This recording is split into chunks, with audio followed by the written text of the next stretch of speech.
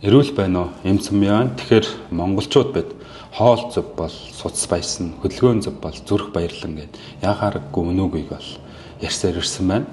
Яагаад гэвэл бидний зөв хооллолт идэвхтэй дасгал хөдөлгөөн бол юугаарч орлуулшгүй маш том эрүүл амьдралын хэм маягийн нэг байдаг. Тийм учраас энэ зүйлийг бол эрүүл хэм маяг уурлаж урт наслахад бол чухал ач холбогдолтой гэдэг.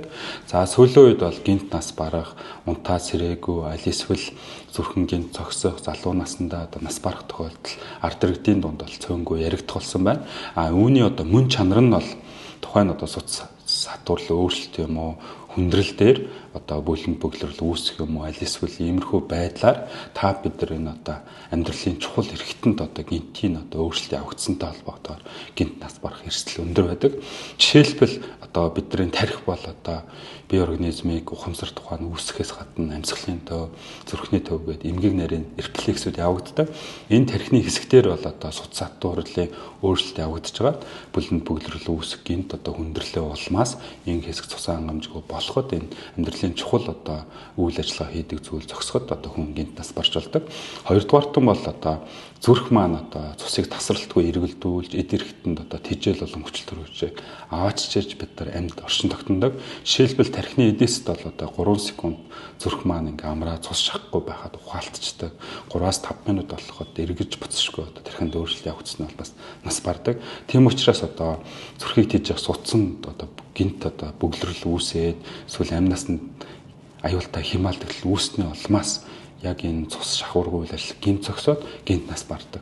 Аль эсвэл уушгины томоохон артер дээр бүлэнд бөглөрөл явагдсны улмаас гинт нас барах эрсдэлтэй. Эдгээр гинтийн 8 наснд аюултай хямаалдагл гэх мэт эдгээр зүйлэн болоод энэ бидний яриад гинтийн нас баралт залуугаараа нас барчдаг, унтаа сэрдгүү, гинт зүрх зогсох гэх мэт эмгэгүүдийн дийлэн хувийг эзэлдэг гэдгийг мартаж болохгүй. За энэ бүлэнд бөглөрлийн суц сатуурлын өөрчлөлтийн хүндрэл гэх мэт хүчин зүйлэнд нь юунаас үүсч бий болдог вэ гэхээр бидний өдөр тутмын буруу дадал туршил байдаг тийм хоол хэтрүүлэг хэрэглэх хөдөлгөөний хомсдолтой болж таргалаа цуснд мөөх тос үүсэх тамхи татах арх хэтрүүлэн хэрэглэснээс болоод цуцны хан маань өрөвсөж өөрчлөлт явагддаг. Жишээлбэл бид нар тамхи агаарын бохирдлоор байнга амьсгалаад байвал тэр маань химийн процесс маань цуснд ороод цуцны ханыг алхаар нүтж байгаа юм шиг бичил өөрчлөлт дотор давхар хэсэг гимтээгээд байдаг гэсэн. Энэ суцсны өөрчлөлт юм бичил давхар маань гимтээд улмаар суц сатуурал бий болоо, өөрчлөлт бий болоо, товруу бий болоод улмаар энэ дээр бүлэнд бөглөрөл явагдах юм уу хүндрэл болсноос болоод суцс маань гинт цусны урсгал хаагддаг. Энэ зүйл нь бол тархины суцсанд явагдвал харвалт үүсдэг, зүрхний суцсанд явагдвал шигдээс үүсдэг. Зүрхэнд гинт цус хомроход цочмог гишмээ болоход зүрх маань амь насанд аюултай хямаалдагл үүсэх эрсдэл нэмэгдүүлдэг. Уушгины суцсанд бол энэ зүйл явагдвал уушгины тромын бол гэдэг гинтийн бас нас баралтын хүчин зүйл болдог. Тэгэхээр энэ бидний эрсдэл хүчин зүйл бол сүүлийн үед ихсэх болсон байна.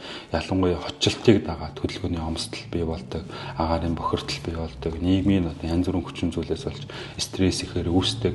За тэгээд эдгээр зүйлүүдийг даван туулахын тулд тамхиг их хэмжээгээр нэг дор их татах удаа хугацаагаар 10 жил татах аль эсвэл архийг нэг дор хэтрүүлэн хэрэглэх гэх мэт энэ зүйлүүд маань энэ суцсны хатуурлын өөрчлөлтийг бий болгоод улмаар хүндрэлт хүргээд байгаа. Энэ хүндрэл нь энэ суцсны зүрхний гинтийн үхэл юм уу аль эсвэл гинт нас бардаг ч юм уу залуу наснда нас бардаг шалтгаан болоод байгаа гэсэн. Тэгэхээр ард иргэд маань энэ зүйлийг маш зөөр ойлгож байж болох эрүүл хэм маягаа уурлаж идэвхтэй дасгал хөдөлгөөн тогтмол хийдэг, тамхи татахгүй байдаг, агааралтын бүс бохирдолтой бүс нутагт болж өгөл 7 хоногт нэг удаа агаарт гардаг, бохирдолгүй бүс нутагт амьдрахыг зорддог. Тэгээд идэвхтэй дасгал хөдөлгөөн хийгээд таргал бос биеийн жингээ хэвийн барьдаг гэх мэт энэ эрүүл хэм маягаа уралсан нөхцөлд бол гинтийн нас баралт тэр болгоно үүсээд байдаггүй хүн тийм амар нас бардаггүй гэж хэлмээр байна.